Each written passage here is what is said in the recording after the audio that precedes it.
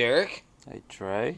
Dude, it is Monday mid-morning, and we are knocking out episode 34 of the Beyond the Curve, the MX podcast. I think we might have our stuff together this week. Yeah, it's been a good week. It was a good week. We are going to talk about Dade City. We're going to throw in some FTR. My nephew went up to the Mideast and did the buddy race and had a blast up there. By the way, North Carolina is looking beautiful at this time of year. Mm-hmm. So this Florida sunshine and warmth that we're experiencing, if you just crack out of the border a little bit, you get some fall weather. Yeah. So episode 34 of the Beyond the Curve, the MX podcast. That is Derek Schaefer. I am Trey Heath, and boy, what a weekend of motocross, racing, shenanigans, festivities. It was a poppin' weekend in Florida for the world of off-road racing dirt bikes. Yeah. No, this weekend was a blast. You were out and enjoyed it with us. Yes, and, I did. Our kids brought home some serious hardware. But yeah, we'll get started with the last week. A couple weeks ago, we had talked about a rider going down. Yeah. And he was in the hospital. A big part of the motocross community. We actually lost him last week. So Yep. a lot of the rides this weekend were dedicated to that for his memorial. And there's a lot to come on that yet. But it's a shitty tragedy in the sport. So. And I will tell you, I actually, on my personal Facebook page, being that I was able to be out there, I did some very amateur video stuff, and I've got some funny things from the pumpkin race, which we'll talk on. Yeah. But on that, I shot a picture and a video of the memorial lap, which is a kind of a thing that happens in the motocross world. And you want to talk about a group of people, excuse me, riding every bike. Didn't matter if it was a Pee-wee, a pro, a quad. They do a slow lap around the track, and it was kind of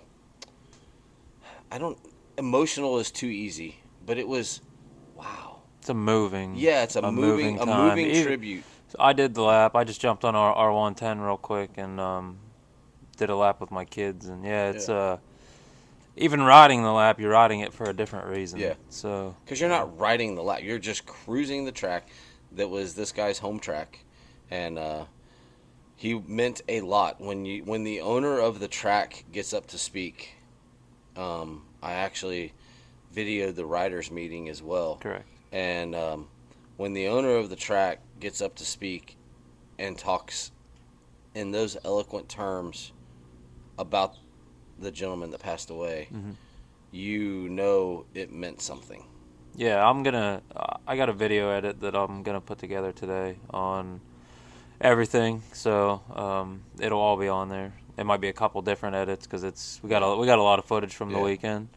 So yeah, it's all on there. Randy Yoho at Dade City was, extremely good friends with Robert Noah, who passed away here. So we got the riders meeting because we were up there giving away some helmets, kind of in honor of that, and just to give back. Yeah. Because we haven't really done any kind of giveaways at Dade City, so we wanted to give back while we were there, and it's been hard. It's been a hard week. It was a fun week, but it's been a hard week as well, just for everybody involved. Especially just because you hate losing anybody. He was a vet rider, but his honor and the racing went on. I saw some guys running around with pinned on number 22, because that was his number, pinned on their jerseys. That was the number that the riders chose for the class for one of the helmet designs.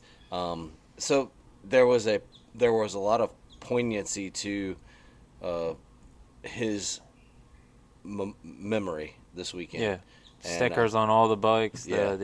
They gave out stickers at Dade. We all slapped the bikes with some Robert Noah stickers, and we all dedicated the racing to him. So. And I also want to thank Randy for letting me be me and act the fool and I pretty much had unfettered access to just walk around this weekend, and I mean, I was jumping pumpkins and kids and trying to chase down stuff. So I'd like to thank Randy, and I know a lot of people have mixed emotions with Randy, but this weekend I was on Randy's good side, and I want to thank him for letting me just kind of just do what I wanted to do and have fun through our media side of what we're trying to do with just expanding. Yes, we're diving into pro racing, but that you don't become pro until you've been an amateur. Mm-hmm. And this weekend was literally about the fun of motocross. Yeah, it was an absolute blast. We'll tear into it because we had our pits all set up. We were decorated. It looked like a pro outfit there this weekend. We teamed up with 53 Graphics this weekend and decided to give away a full custom helmet paint job. And then we picked Robert Noah's number. Well, the fan base picked Robert Noah's number for. We decided to draw a random class out of all the racing, and the overall winner got their name and number painted on a helmet by 53 Graphics. Full custom, name, number, some lettering, stuff like that. So that was really cool to be able to do that. I could have entered that class. Yeah, that would have been my class. Sure could have. Yeah. Could have got some. The no jump class. Yeah. I mean, how cool is that? Like, that's pretty cool. We want to do it. Danny and I have 53 Graphics. We want to do that class just once. It's hard. It would be hard as someone who jumps. Yeah, it's faster pace to check up on every jump. We talk about doing this every week. We're going to do it soon just to give it a try. But it was that's how we started the night off. We did some giveaways. There was lots of giveaways there this weekend, and lots of festivities to be had. It was a blast. Well, the future of motocross was having fun while racing motocross this weekend. And between the kids, and it's a long night. It's one of the longer nights. Even Randy even mentioned in the riders meeting, we're trying to cram a lot in tonight. Yep. And there were good gates. It was great gates. I don't even know how many classes were there. 24. 24 with two full motos, and a costume contest and 3 pumpkin races all mixed in. By the way, I got home at 1:20 Sunday morning. Yeah. And part of that was my fault because I left a backpack in our pro rider's van and had to meet him on the interstate.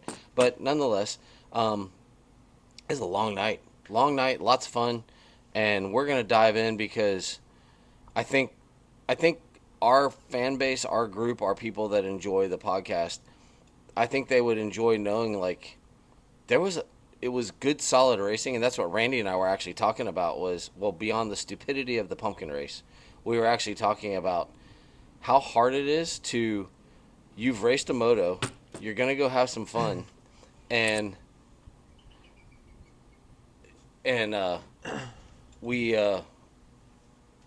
you're going to go have some fun, and then you got to turn around and turn it back on and go race the second moto. Yeah, it was it's always wild come the Halloween weekend. The pumpkin race is gnarly. Like, we did it. We'll get into that here in a little bit. But it's fun for everybody to come together. It's always a packed house, and it was.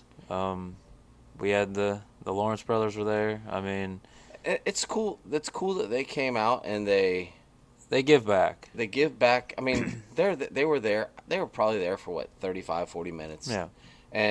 But they're there. They're walking around, and they're normal people. They had on their sponsored shoes. They had on their sponsored hats. They're probably wearing a sponsored shirt. You couldn't really tell unless you're really in the industry that they're probably wearing clothes that they're required to wear. Yeah. But they're walking around amongst the kids, judging costumes, and they're just there. They're having fun. They got a smile on their face, and they do their thing. And guess what? They're not required to stay and hang out because this is their break. The only break they get. Yep. And they probably would rather be somewhere over in Europe on vacation right now, or maybe back home in Australia, but they're here, and they give back. I mean, there was another pro rider that made an appearance at the riders meeting. Yeah, RJ Hampshire was there. And I thought that was cool. And it was like, dude, tonight you had 3 guys that were at the Motocross the Nations a couple weeks ago, and they're sitting at the Dade City track, hanging out. And no, I think it's very honorable that they take the time. Yes, they all live around here, but they're not required to get up on a Saturday night and come hang out at a amateur motocross race. No, that's they do the ride day at Dade City. The Lawrence brothers do. Like they give back as much as they can, because there is a business aspect to professional racing that a lot of people don't know. Yeah. And they are restrained from doing things, unfortunately. Yeah. But they have restrictions. But they showed up. The kids, go crazy when they're there. RJ was there for the riders meeting. Yeah. All the kids got to see RJ Hampshire standing up right in front of them, and it was fun. Yeah, they're believe it or not, they actually wake up and they put pants on and shoes on, and yeah, they look like humans. They're normal people. They're just really damn good at what they do. Yeah. And I tell you, I know that everything is so private now, but honestly, if they would allow people to come out and watch them train, I think it would deter a lot of kids, or motivate a lot of kids, one way or the other. Yeah. Of this is what it's actually like the life in a day, or day in a life. Wow, dyslexia. A day in a life of this is really what it's like. We get up. This is what I'm allowed to eat for breakfast, and then I go do my training, and then I do more training, and then we eat lunch, and we may do some gym or something else, and then, oh, by the way, I sit around because I'm got to recover for the next day. Yeah. I'm not going to the mall. I'm not going to I'm relaxing. I'm not rich and doing whatever I want all day long. It is a job. Yeah, it's a job, and I think it would be so cool if that aspect of we see the lights, we see them as humans hanging out. We have no idea what they did on that Saturday. Yeah. Probably just hung out like a human. Watch. Yeah. They get very minimal time to just relax. And so I think that would be a really cool aspect that I wish we could dive in. I know the training is secret, but guess what, guys? We all know what you do now. Yeah. I don't need to go into your blood test. I don't need to go into that. Yeah. But that's the part where I would love for us to crack that nut and just be like, what's it like for Justin Starling, for Jet? What's it like for those guys in the grind? Mm-hmm. By the way, is this what you want to do? Yeah. Or you can just have fun and ride the bike. But if you want to do it this way, this is what it takes. Yeah. And it's not as glamorous. We see the glamour. I mean, when you see 2 professional riders walking around with Red Bull hats on, they've earned it. Mm-hmm. It's kind of like earning a Rolex. You don't just get one, you earn it. Yeah. You don't get those hats, you earn them. Yep. So, no, it's cool. Very cool experience. But where do you want to dive in first on the Dade City extravaganza? You just get into the racing. We had our rider Rylan Munson there. He ran the open money class there. Rylan took a little bit of getting used to the Dade City atmosphere. Oh, he looked rough. Yeah. Their practice was extremely short. I have a little edit of him going down. He blew out a turn pretty hard, so we did catch that on video. But he went out Moto 1, and he's still trying to figure out the track with the short practice and how soft it is, and it's a different soil consistency compared to pretty much any other track you're going to ride. It breaks down very softly.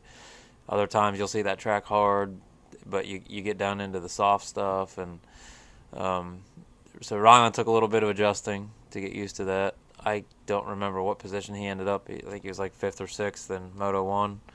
Yeah, I don't remember. It was he got I appreciate this. He is a professional card-carrying AMA professional rider.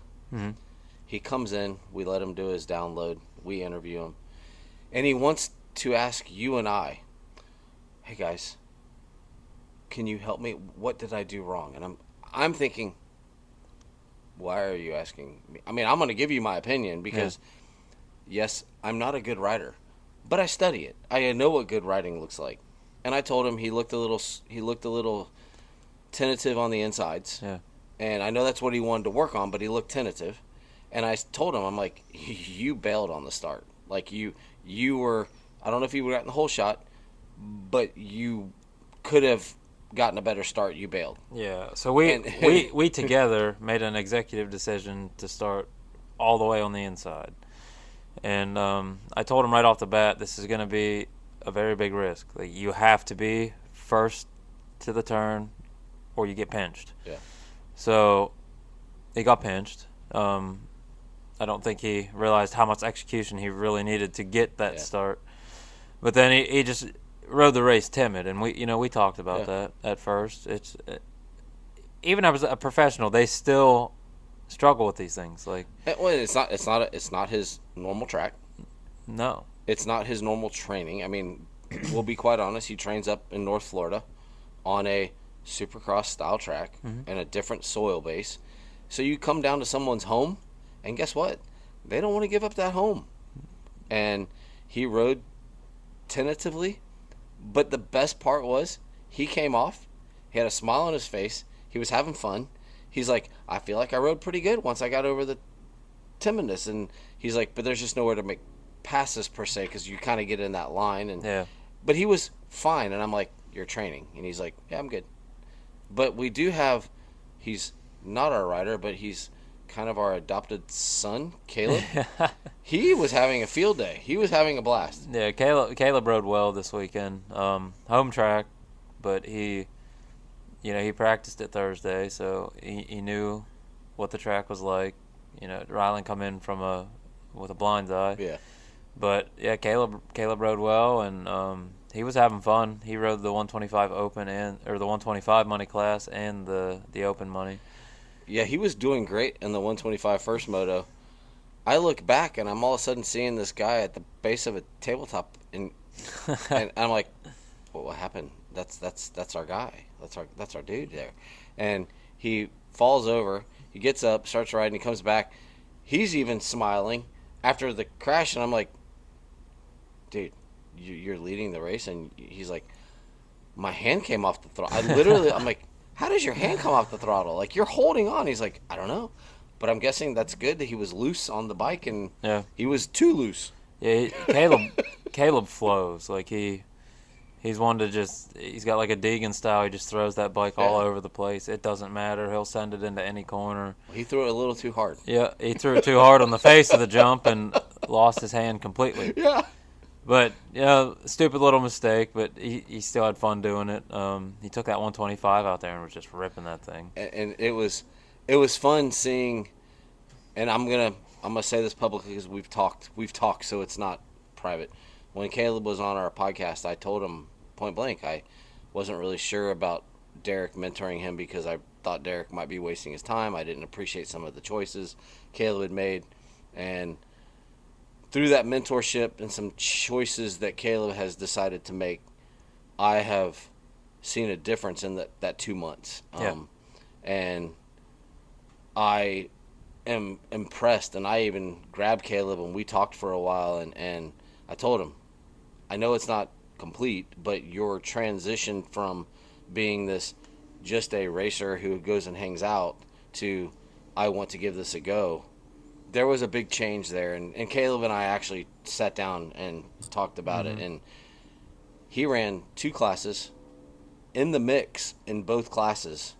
Let's put it this way. He made more money than our rider made. And he didn't look tired. By the way, we've got to keep talking to him about his clothing etiquette. He has a very wonderful physique, but we got to get a shirt on the guy. No, he's not a shirt guy.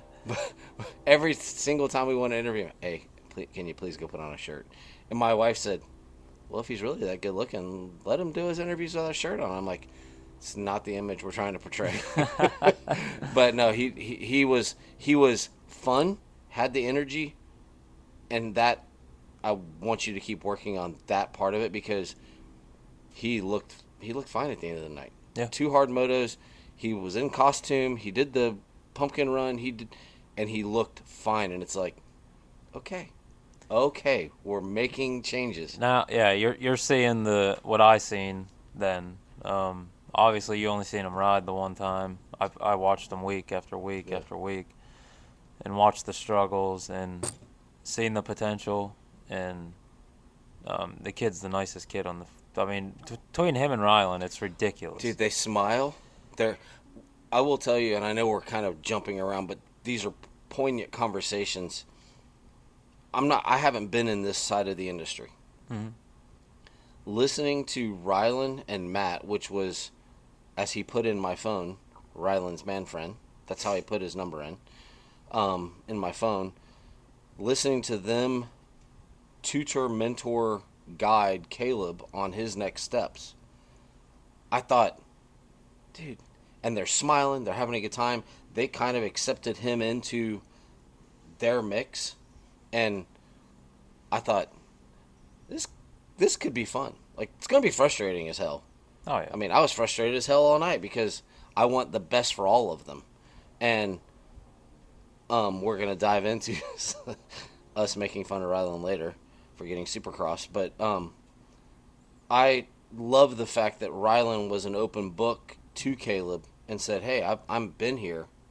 They had names. Who you need to contact the AMA. Mm-hmm. Not just do this. You need to contact this person at Feld. You need to contact this person. And I'm like, man, they're giving him the steps. Yeah. And I thought that's the paying it forward.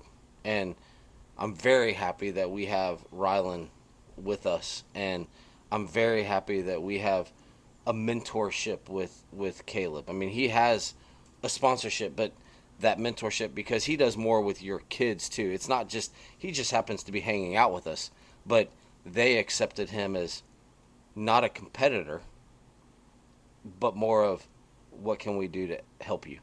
Yeah, so Caleb rides for Future MX, and they do a wonderful job with him. They've given him the opportunity, and I full-heartedly thank them for everything that they do for him. But like, I step in as the overseeing father of the kid, Yeah. His dad, his mom are always there. Yeah, they're super supportive. It's not. Yeah, You're no, not it's taking not that. role. It's Yeah. not that. It's just like the guidance and the friendship, and Caleb stays with us on the weekends, but he also, though I'm working with him, he works with my kids. Yeah. My kids look up to him. They're like an idol. He's an idol to them. So I got the pictures from the weekend, and Caleb gets just as excited when Bowen pulls a hole shot, or Oakley gets a second place. Like, he was ecstatic about the way that our kids rode this weekend, and that's what I love about the kid, and that's why I'll do anything to get him to that next level. I also like the fact that I'm gonna blow my hair. I also like the fact that he's not ashamed that he's balding at 21 years old. So I'm 20. He's only 20. 20. But it happens. It happens. Wear it. Be proud. McElrath has made quite a career. Baggett was not bad, and they balded. They went bald early. Yeah. I don't know the actual verbiage for that, but no, it was Never had to worry about it. But those first motos, yeah, Caleb rode well. Rylan rode tentatively, but you could see, because I've never actually gotten to see Rylan ride. Yeah, he's still very smooth. Yeah. Man, I was watching him hit jumps, and I'm like, that's just a nice style. Yeah, it's just a nice Rylan style. is not a hard rider. You will so Caleb and Rylan are very, very opposite. Caleb will ride hard, and you'll hear his bike rev. You'll never hear Rylan's bike rev. Well, it's a Deegan Hunter thing. Yeah, I mean, they ride differently.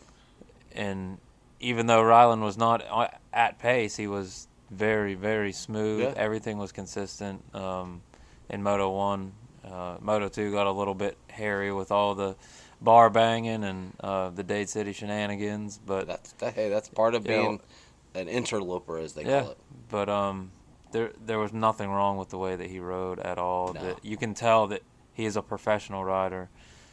He tries to keep it very clean. He's not a Barsha.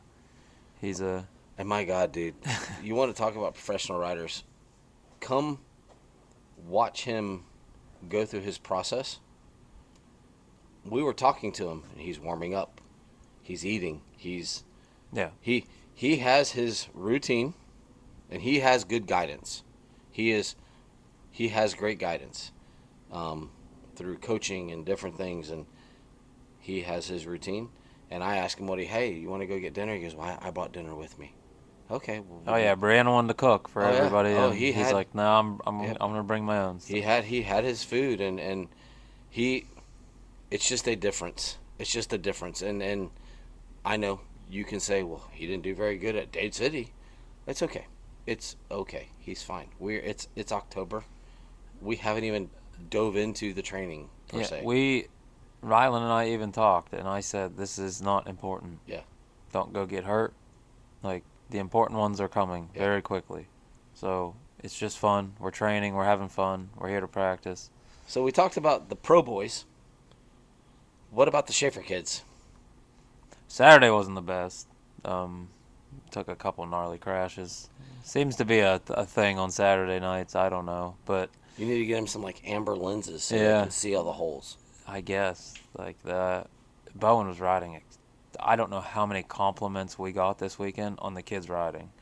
He was on freaking rails. So the switch has flipped. Like I said, Cole Bradford has been working with him. And whatever. Can we divert for a second? Yeah. I had the opportunity to come out and watch the training session hosted by Lindsay and John C. And got to meet Cole. Wonderful legs, by the way. He does not look like a typical motocross guy. Like he's stocky. Yeah, he's a stocky guy, but his rapport with the kids, ridiculous. Yeah. Ridiculous. Like, he is, whether or not he makes it, he has a rapport with kids and not putting up with their stuff, but hey, this is what we're going to do. And he's a young guy too. And that was so much fun. Sorry I ruined your pit bike. You still haven't washed it yet. Yeah, I know. I will take it home and wash it. But as a side note, I ruined an outfit because I forgot the turn to leave to get out of the place and ended up in a mud hole. But with my off-road skills, made it through. Made it through. But no, I want to thank you and John and Lindsay for having me out because it was really, really cool. That was neat to see. So I really had a full week of motocross stuff, off-road motocross, because I got to come watch them train. Yeah. Got to watch them race. Went to a race. So I mean, good weekend. But yeah, talk about what he's doing with the kids. Yeah, you kind of lived a day in the life, a week in the life, how we run it. Yeah. So, but yeah, no, Cole is fantastic with the kids, and he's really found some kind of switch that has flipped Bowen to the next side. So, not just talking to our kids, I hear this many, many times about him with any kid. You just got a way to connect with them, and it's working. And then, we're fortunate enough that we got Cole during the week. We have Caleb on the weekends. And we got just the family that we've built at the track that our kids have more support than they know what to do with. So I have a question for you as a moto dad. Yeah. Because we see that relationship with the moto dads, which is I'm going to touch on a little later, but is there a point where you have Cole, and whether it be Cole or someone else, and you have Caleb at the track who helps him and they talk to him and they look up to him, and at some point do you just become mechanic and cheer, or do you still internally want that role of, well, I'm actually the facilitator? Like, how do you judge that? If they don't need me, they don't need me. Like, that's fine. They still come to me if there's an issue. They're not gonna go to them if they're crying or something like that. But whatever helps these kids get to the next level, I am fine with. I still critique.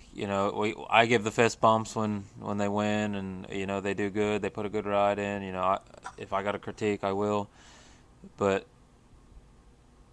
if they're not looking up to me, and they got somebody else to look up to, then that's fine too. I have full-hearted faith in both of these guys. I tell Caleb all the time, like, go up to the line with them. They want me there too, so that's fine. But they want Caleb up there. If they want to listen to Caleb, they're all yours. Yeah. Because it doesn't matter to me as long as they're having fun and they're getting the knowledge that they need. And obviously, whatever we're doing is working. Because, yeah, you watch Bowen ride. I don't know how many compliments we got yesterday. We are friends with another family that their kid is extremely fast on a PW. And Bowen was giving him a run for his money. And they come over and they're like, what are you doing with that kid? Like, he wants it. I'm like, that's it right there. The boy now wants it. He's putting in the time. All he talks about is dirt bikes. All he wants is dirt bikes. So whatever it takes to unlock that, I am perfectly fine with. I don't need to be the one that does it. I can eat pride and know that I'm not the one that can get them there because they're my kids. I'm dad. I'm not the trainer. Yeah. I'm not the idol. And I'm fine with that. Like, these boys have some potential in life. You know, they started early, especially Bowen. He started real early. So on the path that he's on, you know, there's a future to be had there, and that's not always me that's going to get them there. It takes a team. Can we I love the praise, and I was actually there and got to see it, and it was fun. But can we talk about Bowen's mini starts? We're still trying to figure out, and I've talked with Cole on this and Caleb both. Like, we're trying to figure out how to. It's a whole different bike. So yeah, it's a motocross bike versus a backyard pee wee bike, and the power difference is incredible. So there's a lot of kids that actually have this issue is when they hit the power band on those bikes, they stop and they let off the throttle. So we're still trying to figure out how to unlock the comfortability of hitting that power band and keeping in it. Yeah. Where obviously right now we're not. No, because he started and I was like, oh, cool, good start. Yeah. He got halfway down the straightaway, put both feet out, and was like, hey, dude, we are Hawaiian boating this thing to the first turn. And it was like, no, man, you're good. Like, you're good. Yeah, and we don't know. I can't figure out a way to unlock that. And then he raced the race, and he was fine, but he was so far behind. Yeah, it's too late that it's at like, that point. He just raced the race, and he rode fine. He rides the bike fine. It's like, dude, just stay on the gas. Like, you make it to that first corner. The brakes are the same, everything. You got a little more power. Yep. And I was just like, as someone I'm like, come on, man. Why are you putting your feet on the ground? Why are you stopping? Yeah, yes. It's because I watch him on his P-Dub, and he's like cruising in, and he goes in, and he's in the mix, and it's like, nah, man, I'm good. I'll just you all go ahead. I'm gonna get started. I mean, it looked like me at some of the starts of my hair scrambles. Like, the crowd would go, and I'd be like, that looks really messy. I'll just pass these guys later. Yeah, and you know, like this week when you watch training, that's the first week we've actually worked on starts. So that's going to be more of a topic for me on training every week. Is we got to start working on starts because Oakley needs them too. I don't know. I was watching Oakley starts at practice this week. He was figuring it out. He's figuring it out. At the race, it's when they all start funneling together. I think that's the issue. I don't know that it's the power of the bike. So Bowen still hasn't got the power down on the bike, but he watches P-Dubs funnel, but it's like he knows that he can beat them. Yeah. And he's got a lot of fast guys on the minis coming in. So I don't know if it's the funnel that's scaring them both out just a little bit, but I got a video of him Sunday, and I'll show it to you. That start is ridiculous on the PW.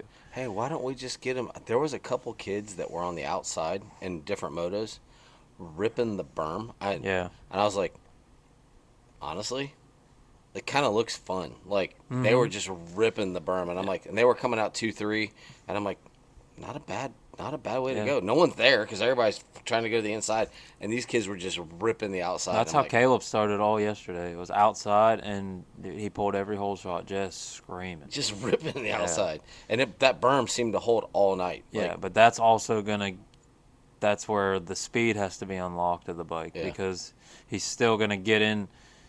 When you're ripping, when it hits that power band stage, that's when you're coming around that corner.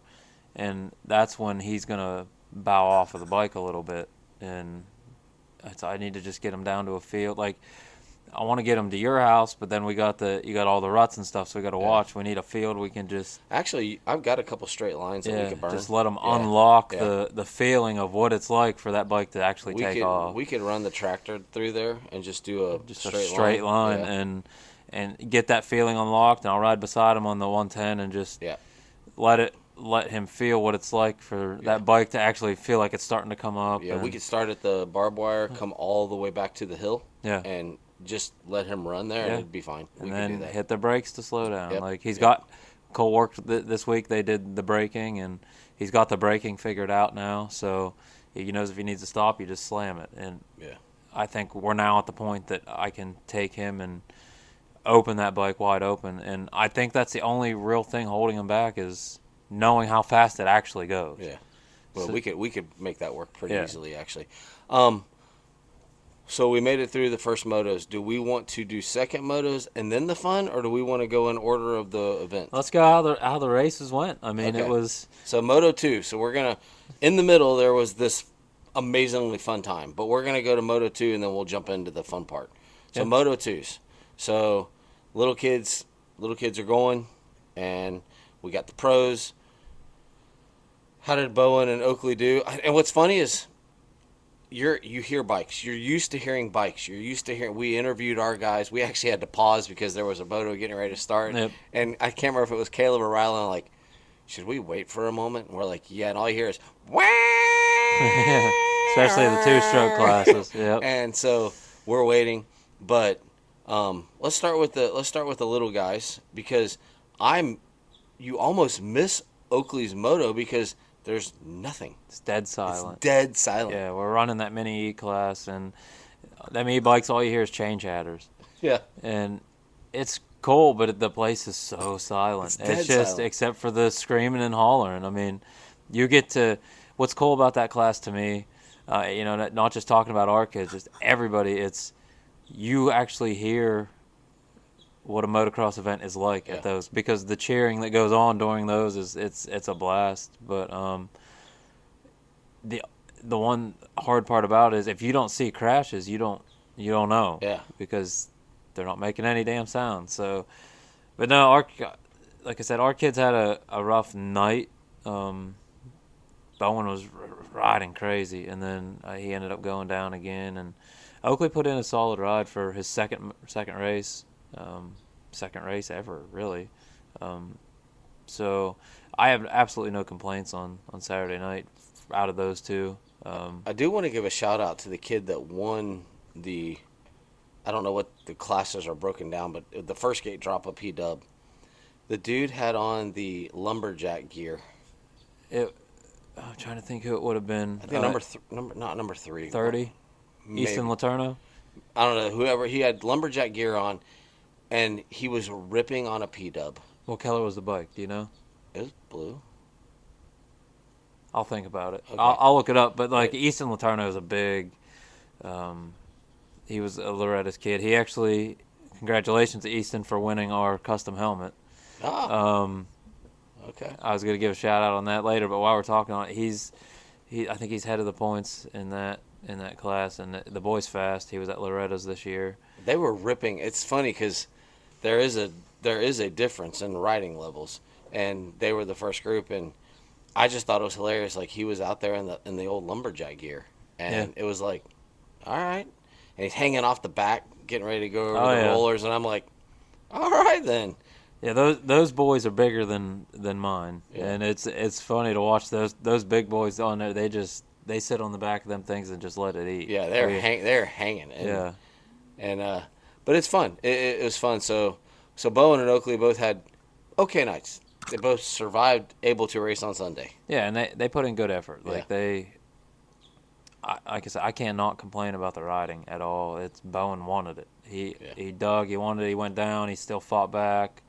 I think he ended up 5th overall out of there was like 15 of them. So he still rode well, but but not every night's going to be a great night. He didn't even hit his expectations. So it was a little bit rough, but the riding was an A+.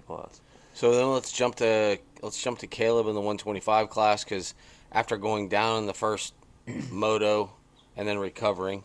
He goes out for the second moto and does what Caleb does. Yeah. He rode. Just he dominated that one. Yeah. I mean, Caleb pulled his full send and he went out and he rides like Caleb does. Yeah. It's always fun to watch him ride. Sometimes he rides mad. Sometimes he just rides pace, and you never know what you're getting out of him. But it's always going to be a phenomenal ride, regardless. So. Well, he was making that 125 stink when he would Oh come yeah, back. yeah. Oof. I mean, he was riding it. Yeah. And those things don't have much power. The kid rides a Future MX 450 on a daily basis. Yeah. So if going that to a 125, it's a whole another ballgame. But good night for him, second overall. Yeah. And then we go to the money class, which I really appreciated Randy's explanation of that. And what was funny is the little kids were the ones saying, "No, don't do it, don't do it." And I'm like, wait, you guys don't pay to come in here anyway. Yeah. It's not your, it's mom and dad that are paying. Like, Yeah.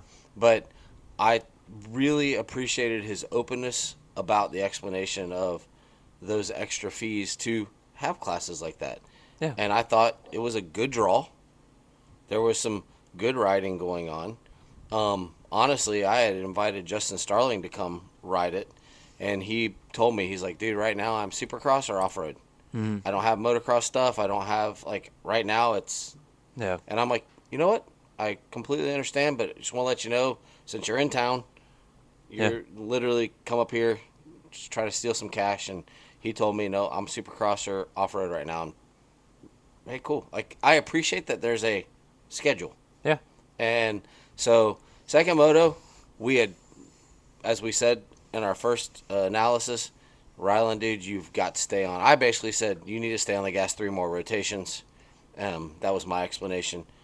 Well, he goes out and rips the whole shot and is about 7 bike lengths in front coming through the first corner. Yeah, we had our same talk, and we're coming up, and I just pulled Oakley off the gate, or his race just finished, so I got his bike on the stand. I ran over to Ryland, and he's looking at gates, and he was already on the left-hand side where he started originally. And we talked right before that. He thought he was going to start either closer to the dog box on the left, or we were going to start on the right side of the gate and pull the turn the whole way around. So he's like, I think I can do this. I'm like, let's have this talk again. You have got to be first. Yeah. And he's like, I got this start. And when you're a rider at that level, at any level, I know that's how I am too. When you're on the gate, you're in the zone. And he's like, I got this start. I'm like, all right, let's do it. I'm ready. Yeah. So we did our talk, and that boy did it. He come into that turn hot and then just pulled. It might have been some carnage along the way, but he pulled out of that thing scotch-free. And had he rode a solid moto without some of the incidents, I think he'd have took that one for sure. But I don't know if he even would have won, because he even said to us after the breakdown afterwards. He really wished he would have focused more on. Well, he wished he would have focused more on his insides. Yeah. He kind of was riding the flow of everybody around him. The outsides were getting pushed out a lot Yeah. on that track, and they were loose. And like I said, I got the video of him blowing out a berm on the outside. But with as tight as the track was, the outsides were holding more speed. Yeah. It's hard to tell, but yeah, he blew out. I think he blew out 2 or 3 times. Just He missed a couple. He overshot stuff and blew out and had to. And he kind of faded back, but he still was riding well and in it. Yeah. The best part was, which we will talk about, was Caleb had kind of gotten into the mix where he was. Mm-hmm. And when the event happened that we're going to discuss, and we're not critiquing, we're not blowing. We basically said at the end, you do this stuff professionally. You don't guard your insides. And he's like, dude, I didn't get supercrossed. I got T-boned. Yeah. And lo and behold, we actually found video. He did get T-boned. Oh, yeah. We thought he got supercrossed. Like someone had come in, pushed him out, and did a... No, he got T-boned. And But he told me, he's like, I should have protected my insides. Mm-hmm. And he said, I just didn't even think about that was possible. And the guy came from a long way away, got him, cut the corner, got him. The coolest thing is, as a professional, he was, it's all right. Yeah, it's okay. He's like, that was a gnarly hit, and Yeah. it sucked. And we all said, that's Dade City Racing. And then from the kid learning, Caleb says, I wish I was wearing a GoPro. Do you want me to go fight him? And so that's our next step, is now teaching Caleb, no, like, that's not how we're going to handle this. But Caleb was protecting Big Brother. Like, I saw it happen. You got cleaned out. It was awesome to see those two together. Yes, like yes. The whole night, just the talking and the riding together and getting to race each other. Yeah. It's like watching all the steps in motion come into play. Yeah. And it was really fun. I texted them both, and all three of us agreed that that's probably one of the best races we've been at in a long time. It's just the atmosphere is fantastic, and it was a great night. There was a great crowd. Good crowd. It was just fun. All around fun. Yeah, it was fun. But no, so Caleb ended up having a better night. Rylan got back on as a professional would. Got back on, grounded out. The funniest thing was, I'm like, dude, sorry we cost you money tonight. I mean, I laugh because Caleb made money. Rylan supposedly said he made money. Came out $25 ahead. And I'm like, well, guess what? Your partners, we all spent money, but we had a good time. Yeah. Like, it's okay. it's okay. But so the pros were done. Racing was good. Racing through the classes was actually good. There was some good racing throughout the classes. I'm still learning, so I don't know names and numbers and different things. But watching, and it's one of those things. Just go there and watch. Just walk through the pits. Go catch a couple motos. Go watch. Go grab some snacks from the concession stand. Just enjoy the environment of families hanging out. Mm-hmm. But we have to get to the most important part of the night. The costume contest and the pumpkin race. As Randy says, the dumbest thing you can do on a motorcycle, but boy, is it fun. And they've been doing it for 40-some years. A long time. I spend a long time preparing for all of this stuff, so... Yes. Costume contest first. You are speaking to the 2023 reigning champion of the costume contest. Yes. So, that was a blast. We went out. We got the best original costume. Yep. Because you couldn't be scary. And actually, I didn't see that many scary costumes, but like there was a couple there was one girl that had like on one of those weird like burlap mask things, and that's kind of freaked me out. That's it. My creative mind, I love building the costumes, and we get so many people pull us over and take pictures, and the kids love it, and they just get recognized in a different kind of way, and it's fun. All contests aside, it's fun to put them out there in something different, and a couple people are like, "Wow, where'd you buy that?" And Brianna's like, "We built that." I was a little nervous because the zoo, yeah, with the wagon and the thing, I was like, they've got a little battle here. I think they got there was a battle because that was a good one. They got the overall costume. Oh, okay. Yeah. Okay. Because that was actually pretty damn cool. We still got a first in the original costume. Yeah. So technically, there's 3 winners, 3 first place winners. And they're very different. And they're very, very different. Yeah. So we come in with a plaque and a fly gear bag and some medals, and we got our picture with Hunter and Jet, and there's 3 different categories that you can win it. But and it's funny because there was one kid, and I'm walking through, and it's on the video, and I'm sorry, I'm not making fun of you. Kind of making fun of you, but he was dressed as a motocross guy, and I'm like, I don't think that counts. Yeah, we're already dressed like that. You can't dress as what you are, but he was there, and I got a video of the whole. I missed a couple because they came out late, but I pretty much got everybody that's in the contest. It's on my Facebook page, and Derek, I think I sent those too, so you can throw them up if you want to. We'll be getting everything. Yeah, we'll throw everything out, But the costume contest is always a hit. I appreciate that they actually take the time to do it. I appreciate the parents that allow their kids to do it. And it's just fun. Like, it's just fun. Yeah. And then the serious part of the fun started, and I also got a video of the aftermath of what the pumpkin race looks like when it's done. Oh yeah. But let's go to the pumpkin races. 3 classes. Mm-hmm. We have Pee-wees. We have like 65s and 85s. And then the big bikes. And then the full-on stupidity. Yeah. Because really, there's on the Pee-wees, the cutest moment of the night on the Pee-wees was the little kids heading up the thing, the tabletop in the back. They drop their pumpkin. The little kid is running up the hill to go get the pumpkin, not realizing the pumpkin had rolled down the hill. He gets to the top. The lady at the flag stand says, "Hey, your pumpkin's down there." So he turns around, full boots, full gear, running down. And these guys don't fit and they have small pumpkins, but they don't fit on a bike. They're not built for 2 people. No. Much less a pumpkin. And watching them traverse 2 laps, it's the cutest thing in the world. But I got a video of that too, of me running to watch them go get the pumpkins. Yeah. That's what I was thanking Randy for, is they pretty much, like, people moved out of the way. Yeah. I was able to shoot the video. And so I got the start of the little kids, the start of the medium kids, and I did the whole race of the stupid boys. The Idiots. Might have been in that. And by the way, our guy Rylan, I know you guys didn't win, but he won because he won the brawl contest. Should we talk about the adults? So the adults, the little kids, it's the pumpkins that fit. Yeah. For the adults, they figure out how many people are there.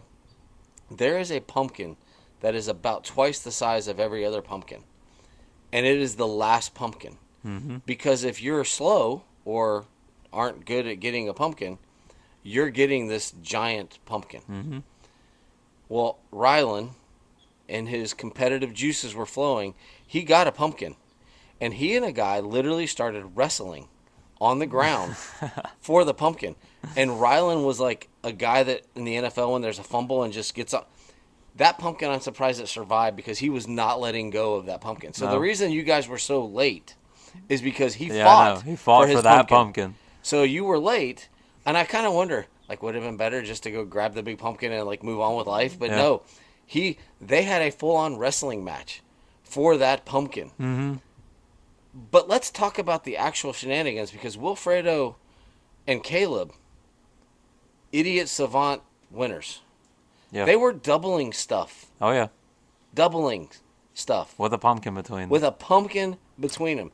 I talked to good riders yesterday at the air scramble, and they're like, there ain't no way in hell. No. There ain't no way in hell. And I'm like, no, they were straight up doubling. They were flying. Rylan and I hit a couple, and I'm like, stop it. Like, enough. I ain't scared, but this shit hurts. You know? You can hit everything with me on the back. I don't care, but this hurts. Yeah. You know, you don't understand how much energy it takes to hold that pumpkin between you until you do it. We were at one point, and I could feel Cowie's back fender comes to a point, and I could feel it in my ass crack, the point. And I'm like, Rylan, don't hit that. Rob! I'm like, oh, God. And I'm squeezing onto him, and I feel him coming back. I'm hanging off the bike. We got ourselves resituated. I literally just held on with my legs. My legs are still burning today. He said he did a 100-mile bike ride the week I went up and saw him 2 weeks ago. He did a 100-mile bike ride. Mm-hmm. And he told me, he's like, my legs burn more from trying to hold on the back than they did in any part of that 100-mile bike ride. Yeah. And it's just fun. And seeing everybody's faces, because truly there's going to be the one guy that they get a good start, they get going, they're fast, and they move on. But it's just can we do this? Mm-hmm. And pumpkins are falling off. And the picture I got was at the end on the tabletop, there are pumpkin seeds. Everywhere. From basically, they sacrificed it all. Yeah. That pumpkin gave all. And there's just seeds left. Yep. And, but what a fun night. And that was, I mean, Randy, myself, and about 4 other people, we have determined, as Randy has said, This is the dumbest thing you can do. And we have equated it to, if you understand motorcycles, you've heard of the Isle of Man TT. Mm-hmm. It's the dumbest thing that you can do on a motorcycle, but the exhilaration that those guys get from the Isle of Man TT. This is the Dade City version with 2 people on a bike with a pumpkin. Yeah. It is the Isle of Man TT on dirt bikes. Yeah. It's dumb. I can tell you, those pumpkins don't fit between you. Like, we're not talking little little 4-inch the adult pumpkins were like, big. I'm squeezing Rylan the whole way around, Yeah. and I'm still sitting on the back fender. Yeah, it's not. I don't know how. I've never done it. I've been there since the '90s to watch it, and it's been going on for a long time. It doesn't equate, and the fact that it still gets to go is really cool. I was really appreciative to hear that Randy has a good relationship with his insurance company for the ride day thing. Yeah. And I think that is like, hey, we do these events. They're fun. People know what they're signing up for. Yeah. I mean, little kids literally were falling over while they're carrying the pumpkin because, like, the pumpkin falls off and they fall off. They get back up. Oh, the one poor kid got stuck in the back of the bike, and he's still It took like 3 guys to pull him out of the back wheel, and he still grabbed the pumpkin and jumped back on, and they finished the race. Like, they know what they're doing, and we all know what we were doing. It sucked. Yeah. It's rough, but and those bikes are meant for one person. I mean, I rode with Caleb back. I asked, "Hey, can I catch a ride back?" And he's like, "Yeah, sure." So I hopped on and rode back, and he stalled, and I'm like, "You know what? I'll just walk from here," because it's not. I'm not used to riding on the back. Yeah. And I'm like, you know what? I'm good. We're good. Like, thank you for the ride. I'll walk the rest of the way. And he's like, I'll get you back. I'm like, nope. I'm good. So I can't imagine holding a pumpkin. Yeah. But no, what a great night and fun. And thank you, Dade City Motocross. Thank you, Randy. And thank you to all the participants between the costume contest and the pumpkin race. And then we jump back into, all of a sudden, we need Moto 1 on the line. And it's and that was one of our big issues because we're jumping right off of that, and Moto 1 is my boy. So it's an exhausting night for me, but it's every ounce of tiredness and sleep deprivation and everything else that comes with it's all worth it because it's a blast. Any more comments on Saturday night? No, like I said, congratulations to Easton Letourneau on winning the full custom helmet with 53 graphics and us. And then I do not have the rider's name in Moto 22 that I can remember off the top of my head, but congratulations to him as well. It was fun to give that stuff away. Yeah. We gave candy away, and it was just an all-around fun night. Awesome. Well, let's dive in real quick to the Triple Crown. It's kind of the sub-series. It directly, I mean, we're just being truthful, it directly competes with Gold Cup, and but they are kind of a sub-series of their I4 MX series during the season, and it was at Dade City on Sunday. How was it waking up on Sunday morning after all the fun on Saturday to go race? It sucked. I woke up, I went to bed at like 1:30, got back up at 7, got signed up, did the whole 9 yards. They had a church service for Robert Noah there. There was an awesome painting done of him on a bike riding. Oh, that's cool. Up in heaven with angel wings and stuff. It was pretty cool. So his girlfriend was there with the artist. That was awesome. But I let the kids sleep as long as we possibly could. And then, we fired racing back up at like 9 o'clock. And the boys they must have got good sleep because holy crap. They were riding. So explain the triple. Is it Triple Crown, Triple Threat? What's it Triple called? Crown. Triple So Crown. it's the I4 Triple Crown series. It's 3 moto format, just like the Triple Crowns and Supercross. Each moto counts just as much as the last one. So it's just a typical point system. But it's a 3 moto format. We ran 3 laps on the first 2 motos, then 4 laps on the third moto. And like I said, typical Triple Crown format. It was fun.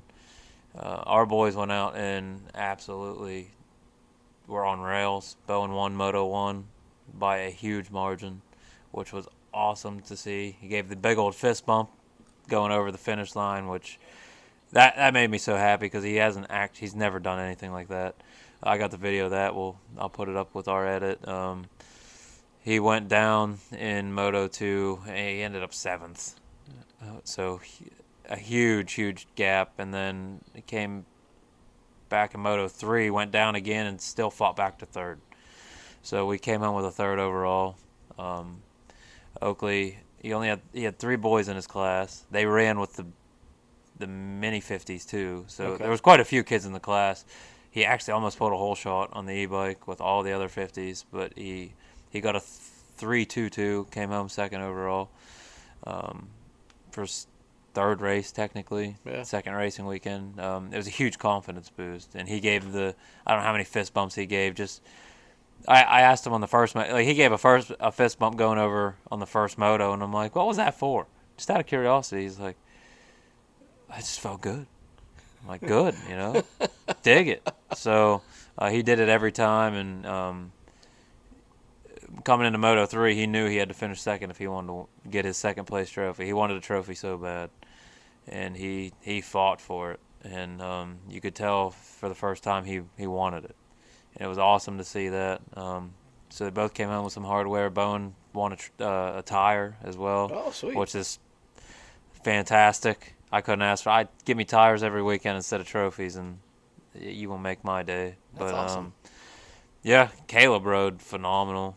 He's taking that outside on the start that we were talking about earlier. So did he just run the 450 this? The 125. Oh, 120. Oh, he ran the 125. Yeah, and just wow. went out screaming that thing with everybody, and he won. He missed his first set of motos because they started early. So he missed both first set of motos. I think he still ended up finishing 2nd overall, but he won the classes or the motos throughout the day. But yeah, that boy was just on rails. It must have been something about all the tension from the night before. There's the excitedness. Everybody rode phenomenal. Very good. So Dade City was popping this weekend. I did not stay for Sunday, and I actually went to Bartow to watch a little FTR action Sunday afternoon. One of my buddies, Jason Crowley, running the Vet A class, and I wanted to get there because Jack Chambers, who's been running MXGP, represented Puerto Rico, and Motocross of Nations, is home. Nothing like being an MXGP rider living in Auburndale. Yeah. And it's actually also his parents. It's the club that they represent. They hosted the race this weekend, and let me tell you, Jack had on his, I don't know, is it shot? Well, I don't know what gear they wear, but the European gear, the MXGP bike. I'm obviously set up for off-road. The dude came around the finish line, and it sounded like Jet Lawrence riding a 450. Low RPMs, rolling. Yeah. The 2nd place guy came through a minute later. Wow! I'm like, I wonder if the year in Europe has changed the way you ride a bike. Yeah. He was flying. Now, let's not get this twisted. Jack was an FTR guy when he was a kid. Jumped into motocross, supercross. Went over to MXGP. Comes home after a year in Europe. And is just rolling. There was a section at the end. They came over, they came out of a sand section. Through a cattle gate. Yes, we're off-road now. Came through a cattle gate. Came over a little roller. And then towards the finish is just chopped up bad. I mean, guys were bouncing off stuff, and he wheelied. Set it down. And he was smoking. Just flying it. But never just killing the bike. Yeah. And it was like, there are different ways to ride these things. Justin Starling, who had finished in 14th, 10th, something at the GNCC Ironman last race, decided, hey, I'm going to come run the FTR race. Got his numbers. He was number 66. He was looking for an off-road tank. He finished 7th, I think. And guess what? He admitted, my suspension is not set up for this. It is not good. I want to give a shout out to Kyle McAfee. Kyle McAfee is maybe potentially going to be the next president of FTR. He was running fast enough in Vet A to be in the top 10 overall this weekend. He was flying. At one point, he was 8th overall. I don't know his final finish, but, man, the track was 14.5 miles. It's an old mine property, so it's concrete, basically. Like, the ground is rock hard. Square edge, very California-esque square edge bumps, and the sand was full of whoops. So I asked my buddy, hey, man, how was it? I heard there was a few wood sections. He's like, yeah, they were concrete too. Yeah. So the top guys who did 5 laps, it's a full 2-hour race, and I just find this amazing. 14.5 miles, 5 laps, 72.5 miles in just over 2 hours. Yeah. They were flying. It's a lot of miles. A lot of dust. It was very dusty. Very, very, I mean, we're dry right now. Very, very dusty. But a great track. People seem to be enjoying themselves. Great crowds. I mean, there were some of the C classes in the afternoon race. There were guys coming through 38th, 40th in their class. And I'm like, damn, we need to change the point structure and get some of these guys to B. Or, we got some. The motorcycle off-road world is still booming. And after being at Dade City on Saturday and going there on Sunday, it's like the off-road motorcycle world, we're doing okay.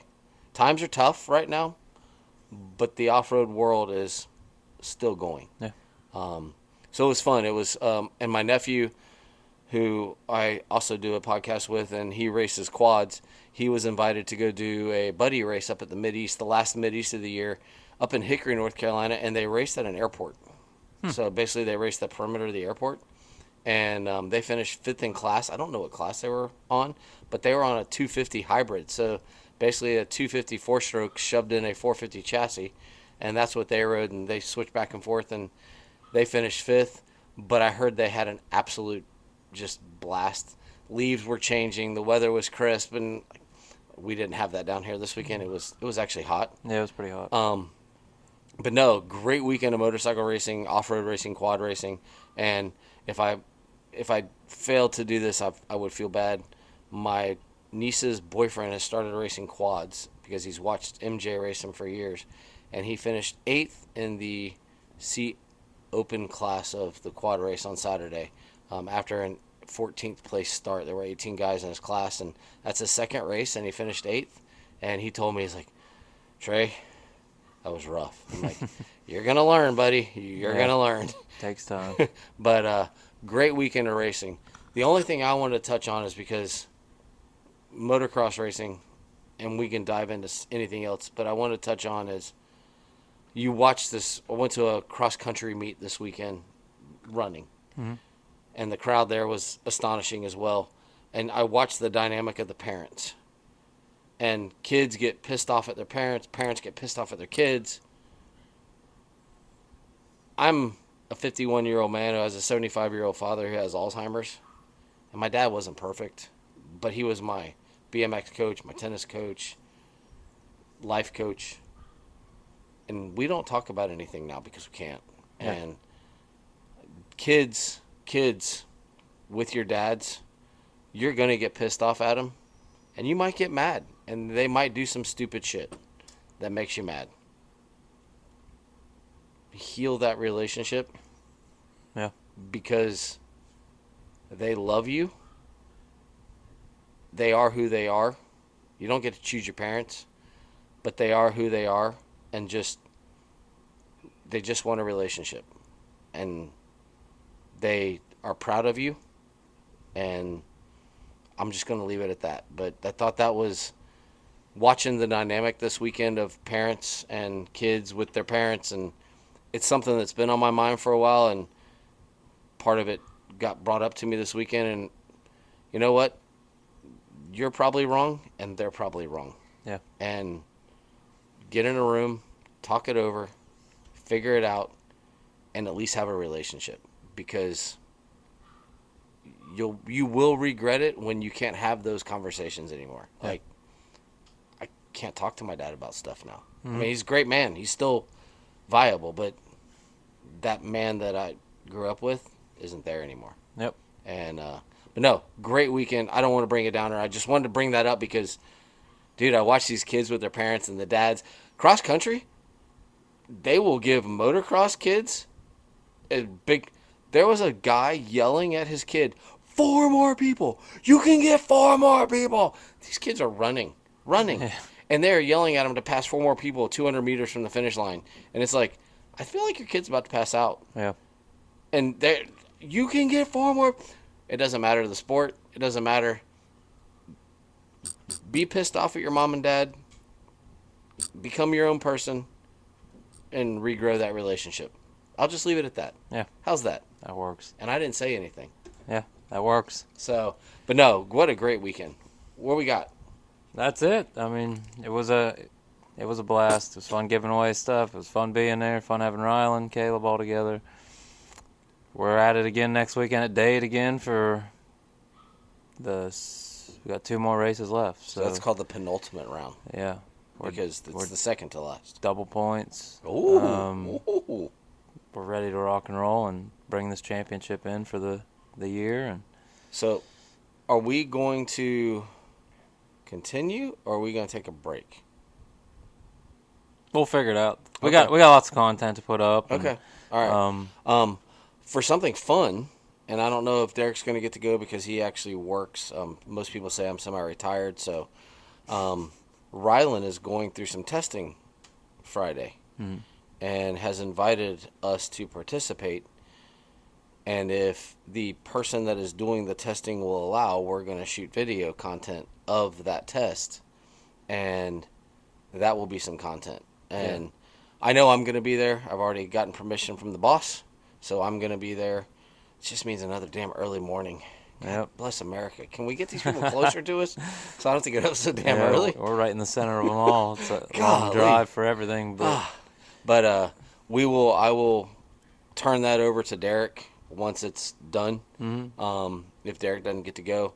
But it'll be fun. I don't want to say what it is because it's Rylan's stuff. Yeah. But once you see it, it's not a big deal. It's not private. It's just I don't want to say what it is until it actually comes out.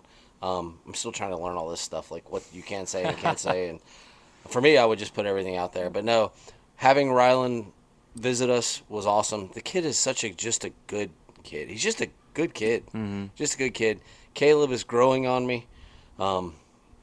We had some really nice conversations this weekend. I enjoy not being a part of his program, but being a friend. Yeah. And I hope he has a decent future. I hope he can perform well in the stuff he needs to perform well in.